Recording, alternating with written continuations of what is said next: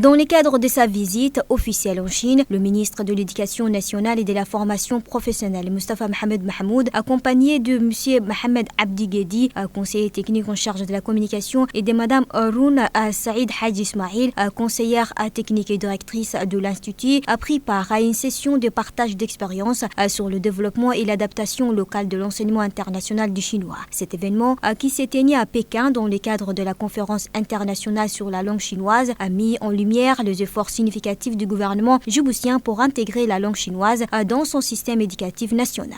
En effet, depuis 2022, la langue chinoise est enseignée dans le lycée djiboutien et intégrée aux emplois du temps scolaire. Cette initiative ambitieuse reflète l'engagement du MEFOP à offrir à ses élèves des compétences linguistiques diversifiées en phase avec les exigences d'un monde globalisé. Le nombre d'élèves apprenant le chinois a triplé en seulement 10 ans, passant de 545 à 1776, illustrant l'intérêt croissant pour cette langue parmi la jeunesse djiboutienne. En marge de la conférence, le ministre a également pris part à la célébration du 20e anniversaire de l'institution clé pour la promotion de la langue chinoise à l'échelle internationale.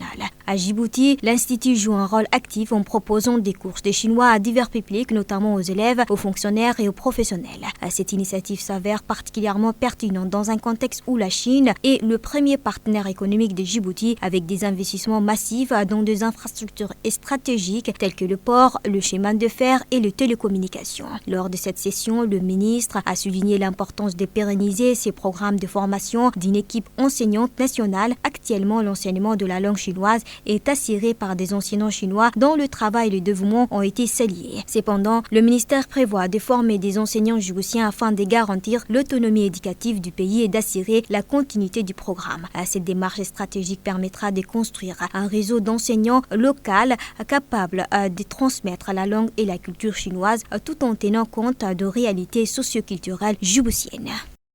Mesdames et messieurs, Djibouti, terre d'échanges et de rencontres, havre de paix, situé à un carrefour stratégique entre l'Afrique et l'Asie, conscient des dynamiques mondiales où l'interconnexion est au cœur de nos sociétés, reconnaît l'importance stratégique de maîtriser la langue chinoise, qui s'inscrit comme un pont essentiel vers des échanges culturels, économiques et éducatifs.